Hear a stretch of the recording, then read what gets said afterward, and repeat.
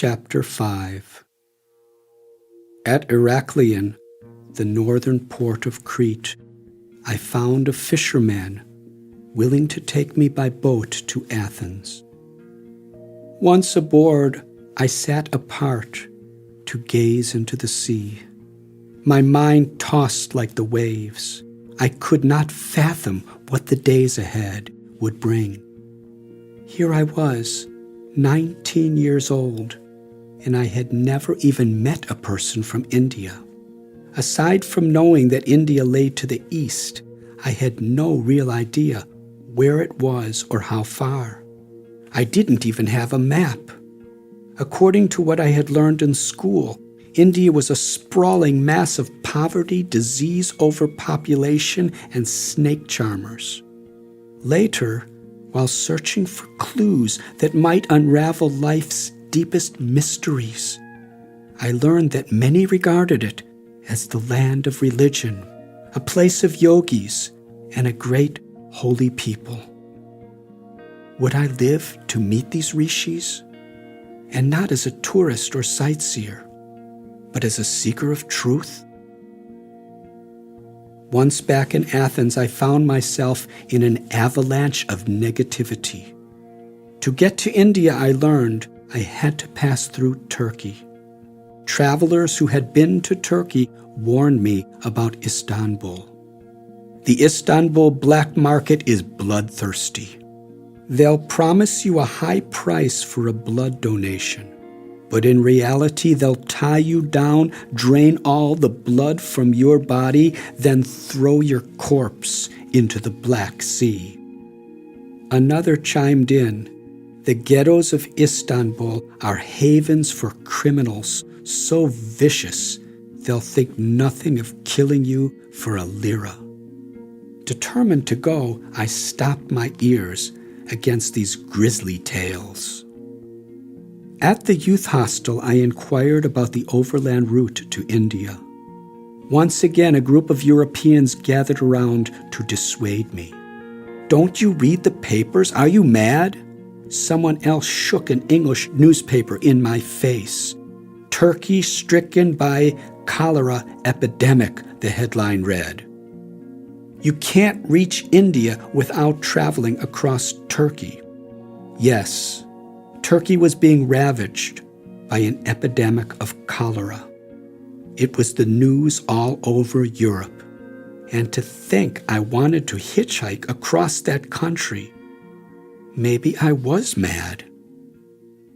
Among these doomsayers, I met two young men who, like me, intended to travel overland to India. Jeff, an American from San Diego, was in his early 20s, tall and athletically built with a square jaw and sturdy nose. His blonde hair, neatly parted on the side, reached almost to his shoulders, and his blue eyes peered from behind black-rimmed spectacles. Although his features were rugged, he was a peace-loving soul. Like me, he was traveling to India on a spiritual search. Unassuming and fun-loving, he was one of the most likable people I had ever encountered. Ramsey, an Australian with a ruddy complexion and rust-colored hair, in his mid-30s, was a seasoned traveler. Although streetwise and tough, he too was a gentle soul, having already hitchhiked across Europe and Asia. He had maturity and wisdom that we lacked. Although I introduced myself as Richard, the band of travelers was tight enough that I was already known as Monk, and that's what Jeff and Ramsey called me. Among us, only Jeff had any money. Breaking into a huge smile, he said, "Hey guys, there ain't much here, but whatever I have is yours." He swung his arm into his backpack and pulled out some bread, sesame butter, spinach, tomatoes, olives, and feta cheese. With the excitement of an overgrown child, he prepared a delicious feast for us and served it out into 3 equal portions. Sinking his teeth into the sandwich, he took a huge bite and, chewing, said, "After this, we'll have to really rough it, guys. All right?" Ramsey and I nodded, savoring the sandwiches. It was there in the lobby of the youth hostel that the three of us solemnized our pact to traverse the overland trail to India. We went to the Turkish embassy to see if the borders were closed. "Borders open," they boasted. We returned the next day to pick up our visas. To reach Turkey, we hitchhiked north up the coast of Greece to the biblical city of Thessalonica, and then east to Kipi, the northeastern point in Greece. Days went by without a single ride. Still, we managed to grow closer to the border, which was the bridge between Europe and Asia, and the major gateway to Europe for smugglers of cannabis and heroin from the Middle East and Southeast Asia. The border post sat far from any town. We walked for hours to a desolate, dusty outpost where the road ended. A foreboding steel fence blocked our path. Topped by swirls of barbed wire, it stretched as far as my eyes could see. Greek soldiers stood in front, armed with automatic weapons. Approaching a nearby soldier, Ramsey asked, "Where is immigration?" The soldier pointed to a simple shack near the wall of fencing. No one was there, and evening was approaching. Now what? We had already resolved to press ahead. Even so, the only responses to our repeated inquiries were indifference, irritation, and incomprehension. Finally, one young soldier who had been watching us disappeared. A few moments later, the Greek immigration official came out from a tea stall that until then we had not noticed. He was a stout, round-bellied man with a thick mustache, and his military shirt looked to be a size too small for him. Wiping the corner of his mouth with a towel, he handed it to the young informant and peered at us. "What do you want?" he asked. Ramsey coolly responded, "We want to cross the border to Turkey."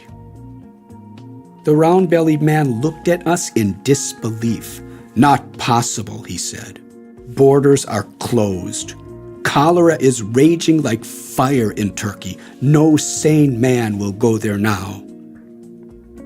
"But the embassy told us it was open," Jeff blurted out. "We want to—" "Do you know what a cholera epidemic is?" the official said, his face bristling with anger. "If I let you through that gate, you cannot return. This border is closed from entrance." He pointed east toward the darkening sky. "Out there is a no man's land." Narrowing his eyes, he added, "Do you know what you'll find there? A wilderness filled with poisonous snakes and hungry wolves. A desert with no food or water." Before we could say another word, Jeff cut in. "But why would the embassy in Athens tell us it's open? We already paid and were promised entry." The veins of the officer's neck bulged. Pointing his finger, he shouted, "The Turkish border is closed. If you walk through that gate, you will never return. Do you hear me?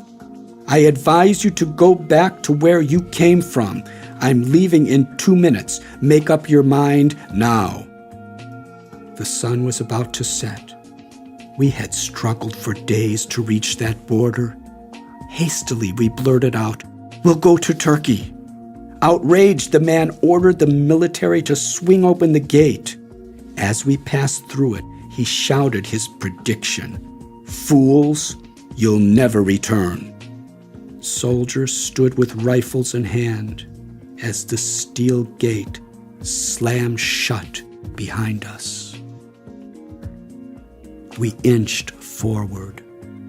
The no man's land was indeed the most desolate place I had ever seen. A deserted wilderness uses a buffer between two inimical countries. The sun was setting. At a distance, I saw a snake slithering across the parched soil. A few leafless trees stood like sentinels, marking our passage. It became darker and darker. Ordinarily, this was a somewhat common passage for travelers. But on that night, thanks to the epidemic and the Greek border being closed, it was utterly deserted. We were especially vulnerable, as it was dark and we were traveling by foot. I noticed the dry bones of some sort of skeleton lying about 30 feet to our left, but dared not to bring this sight to my companion's attention. Anxiety gnawed at my insides. What if the Turkish border really was closed? The embassy told us it was open, but that had been a week ago. Would we be trapped in this no man's land to die? The darkness and the cold intensified. Wolves howled intermittently, piercing the silence, and we crept ahead. I remembered how a shopkeeper in Athens had warned me that this stretch of land was full of unexploded mines buried during the time of the Greek Civil War. Mines that could rip your leg right off, he had said, and plant pieces of your shoe right in the stump. I shuddered and stepped gingerly ahead, praying at every step. None of us dared to speak a word. The 4-kilometer trek through pitch darkness was like a walk through the valley of death. Shivering, I felt hopeless and sick. Just as it seemed that night would never end, a glimmer of light appeared in the distance. Hastening forward, we made out a fence of steel beams topped with barbed wire. In the center, bolted on the gate, was a Turkish flag made out of metal. We quickened our pace. An armed soldier stood guard inside, puffing on a filterless cigarette. Ever cool-headed, Ramsey whispered, "Let me handle this." He drew his passport from his pouch and coughed to draw the attention of the guard.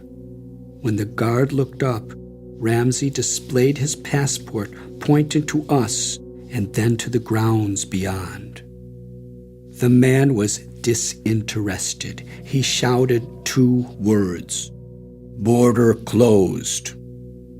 "But sir, you have to let us in or we'll die. The Greeks won't let us back." "Border closed." A cloudy vapor burst from his mouth, accentuating the 2 harsh words. With nowhere to go, we felt like prisoners pleading for mercy. But there would be no mercy from this gatekeeper. His entire English vocabulary consisted of 2 words, "Border closed." He crushed the stub of his cigarette under his boot heel and stomped away into the darkness. 20 minutes later, he returned to find us still standing like refugees outside the gate. Gesticulating, he exploded into a litany of banishments. "Border closed! Border closed! Border closed!" I wondered if he might shoot us. Just then, his superior officer came to the scene. Apparently, he had been educated in the same school. Border closed. Silently, we held our ground. Finally, our desperation and unwillingness to turn back convinced the second gatekeeper, and he relented. Corralling us into a wooden shack, he confiscated our belongings, including our passports, money, and even the clothes off our backs, then locked the door and abandoned us. Standing nearly naked in the freezing cold, we wondered if we were any better off than we had been moments before in the no man's land. What now? Had he left us there to die? For about an hour, we stood shivering in our underpants, as much from suspense as from the cold in that makeshift prison. Finally, our jailer returned. He peered into our faces, returned our clothes, stamped our passports, and broke into a smile. "Welcome to the great country of Turkey," he said. Deeply shaken, we crossed over into a whole new world.